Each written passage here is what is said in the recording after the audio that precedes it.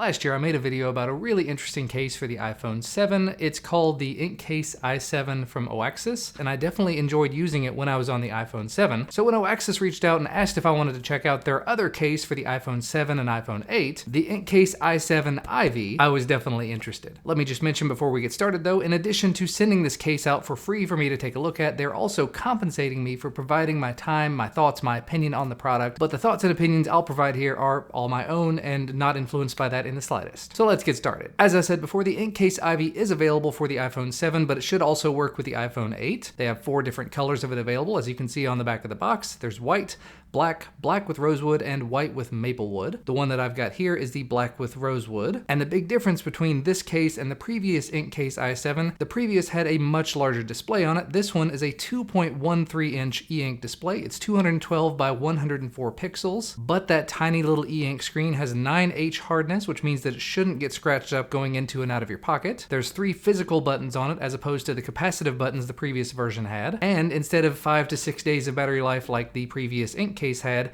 this has up to 60 days of standby time. If you're actively using it, constantly changing the screen, it'll obviously be less than that. They say up to a month in some places, but other places, like the back of the box, do say up to 60 days. And in terms of what comes in the box, if you were to order one of these, you'll get the quick start guide, a USB cable with a proprietary magnetic connector that looks an awful lot like the one that came with the previous Inkcase, the case itself with a little bit of instructions on the inside just showing you how you should install it and giving you some warnings. Looking around inside of the case, you'll see that's where the magnetic charging port is, not on the bottom like the previous Inkcase. But if you'll only have to charge it once a month or once every couple of months, having it on the inside is not that big a deal. You just take the case off, put the charger on. In terms of the buttons, they're a little bit soft. They're not really clicky. That means that when you're putting the phone into and out of your pocket, you're not going to be hitting clicky buttons over and over again. The buttons that correspond to your iPhone buttons, volume and power and everything, those all still work just fine, and all the ports are open and accessible. Your camera's not obstructed or anything. And then just in terms of the setup process, really quick and painless. You install the Inkcase app on your phone, just like you had to for the previous Inkcase. Once you open it up, it actually gives you a selection of different cases that you can pick from.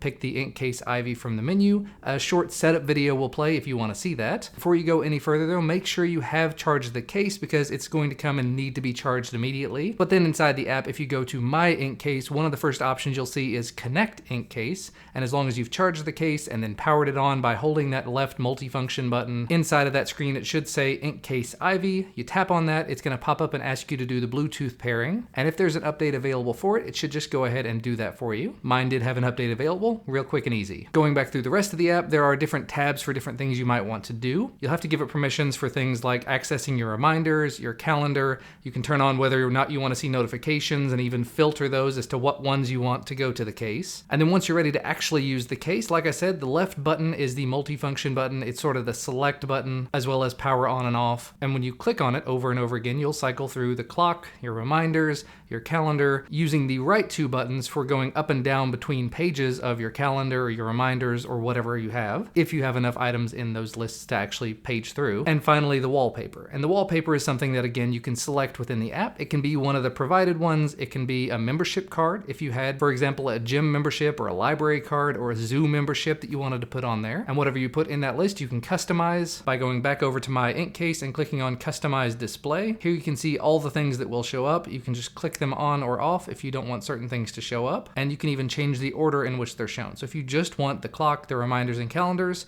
you can turn off these other options and hit save. And you can also change the way that your reminders and calendars show. By default, it is in the stack mode, which is the larger one you saw earlier. You can also change it to the list mode where you'll see a lot more on the display. And in this customized display order, it doesn't actually show it, but notifications technically comes at the top of the list and it'll always stay there. So now taking a look at the back of the case, the live view, this is what I currently have on it.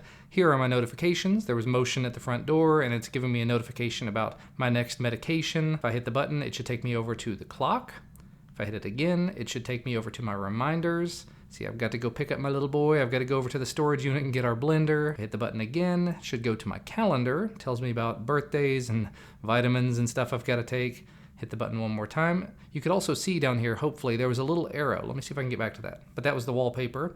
It would also have the membership card in there if I had one. I don't at the moment. But yeah, if I go back over to the calendar, now you can see I have a down button. So if I go ahead and hit the down button on here, it should cycle through to, now we're in February, and I can just keep going forward with that to whatever else I want to see in the future. And it does have down and up arrows that I can select now. And realistically, that's the grand majority of what there is to it. Like I said before, the screen has a 9H hardness, so it should not get scratched up easily. I have been putting this in and out of my pocket for the last few days. I've been putting it into the car, into cup holders and different places, and nothing is scratched up. It has held up really well, but again, it's been 3 or 4 days. It says it's rated for drops of up to 8 feet high, 240 centimeters, 22 times, because it has this new bubble technology that helps protect the phone. There is a little bit of a lip around the screen, and there's a little bit of a lip in the back to help protect. I haven't exactly dropped the phone since I've put the case on it, so I can't attest to that.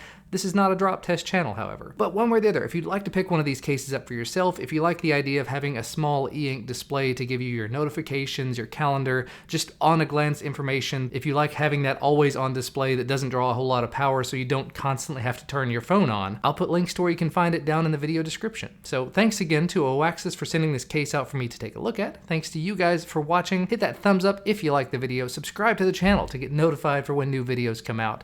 And I'll see you again next time.